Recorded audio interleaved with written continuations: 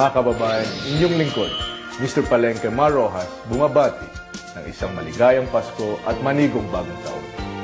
Isabuhay natin ang tunay na diwa ng Pasko, pag-ibig sa kapwa, sa bayan, at sa puong may kapal. Salubungin natin ang bagong taon, puno ng pag-asa at pananalig sa ating kakayahan na harapin ang hamon ng panahon. Muli, isang Pasko puno ng pagmamahalan sa ating lahat. Pungko kita tanan.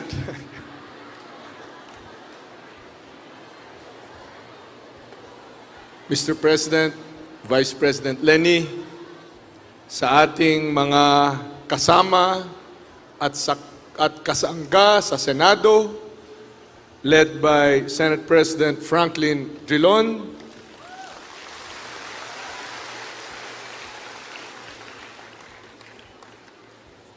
mga pinalangga nga kasimanwa,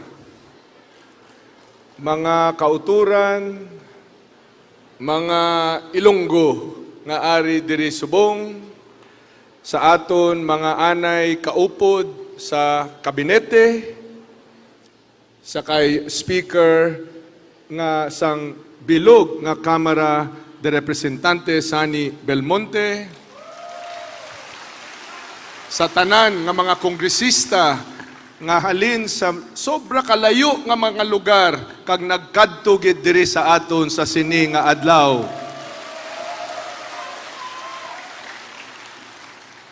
Governors, mayors, of course ka aton Mayor Alan Celino, Congressman Tony Del Rosario, Congressman Otto Castro, sa aton nga mga lingkod bayan, sa inyo tanan, mga pinalangga nga kasimanwa, maayong udtugid sa aton tanan, kag madamo gid nga salamat sa inyo nga mainit nga pagbaton sa aton sa sini nga adlaw.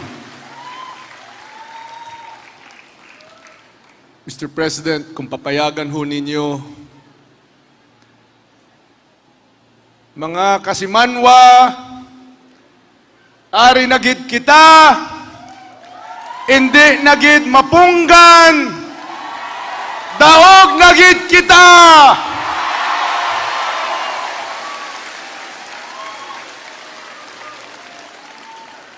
Nagtipon kita diri subong nga adlaw para sa liwat nga pagsugod sang aton kausa, sang aton nga pakigbato para sa matarong, para sa malinong, kag mainuswagon nga buwas damlag. Amo na ang daang matuwid. Amo na ang aton nga ginatulod. Ang sabi ko po sa ating mga kababayan na nagtipon po tayo dito para muling sariwain, muling ilunsad ang ating patuloy at walang sawang paglaban para sa katarungan, para sa kaayusan, at para sa ating kaunlaran. Yan ang dalaang matuwid.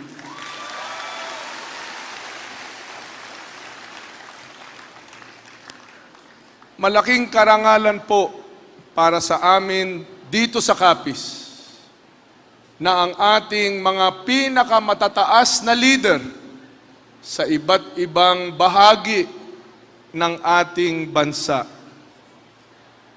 ay nagsipunta po rito sa ating maliit na probinsya, isang bayan na madalas malaktawan at siguro pinakakilala sa buong Pilipinas bilang pugad ng mga aswang.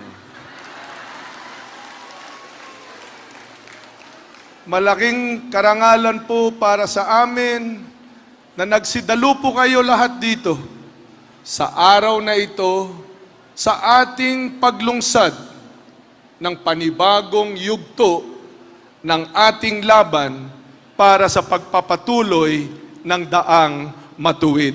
Palakpakan po ang Daang Matuwid.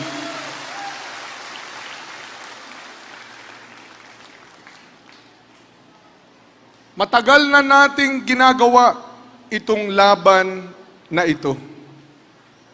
Magmula nang itinatag ang ating bansa, sa bawat henerasyon, may mga kababayan tayo na nananinindigan, nagsusumikap, nagsasakripisyo, at kung minsan, nagbubuwis ng dugo para sa kapakanan ng ating mga kababayan at ng ating bansa. 30 taong nakalipas, ang sigaw natin, tama na, sobra na, palitan na. 5 taong nakalipas, ang sigaw natin, patalsikin natin ang isang tiwaling gobyerno at pamunuan na mandaraya, magnanakaw at sinungaling.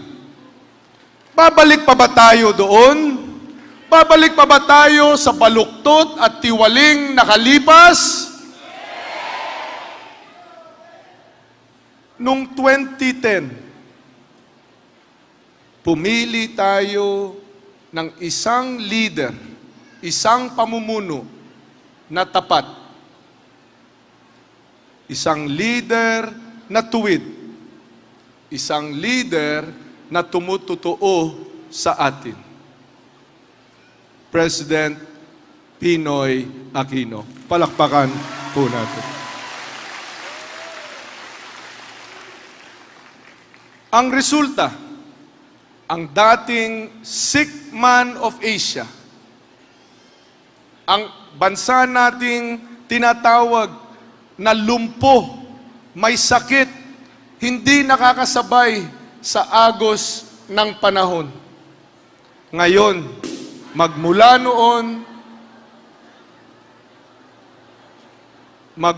noon, ngayon ang tawag sa atin ay Asia's Bright Star, Asia's New Tiger. Sa madaling salita, yan ang Daang Matuwid. Yan ang ipinaglalaban natin. Kaya naman, sa yugtong ito, sa kabanatan nito na inilulunsad natin sa araw na ito, ang ating sigaw, ituloy, itaguyod, palawakin, at tama lamang ito dahil kitang-kita, damang-dama sa iba't ibang panig ng ating bansa ang kaginhawahan, ang progreso na narating na natin at marami pa na mapapagtagumpayan pa natin. Yan ang Daang Matuwid.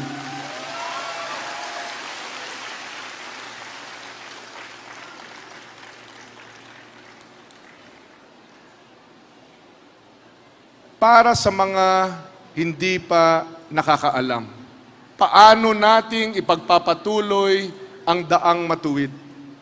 Simple lang. Ang programa natin ay nakatutok sa tagumpay ng bawat pamilyang Pilipino.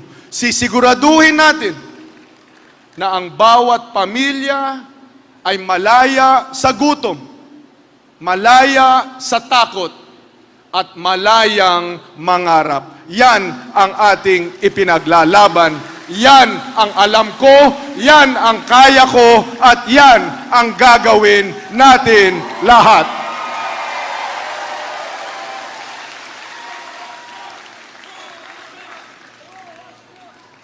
Kalayaan mula sa gutom. Freedom from hunger.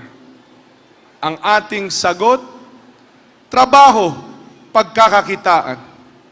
Lilikha tayo ng trabaho sa manufacturing sector.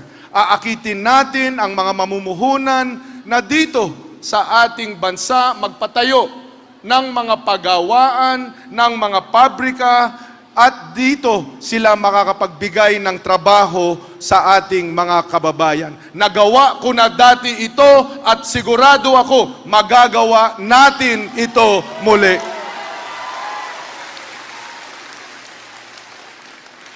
Lalo pa nating papalaguin ang IT, call center, BPO industry na ngayon meron ng mahigit 1 milyong tao na nagtratrabaho doon sa sektor na yon.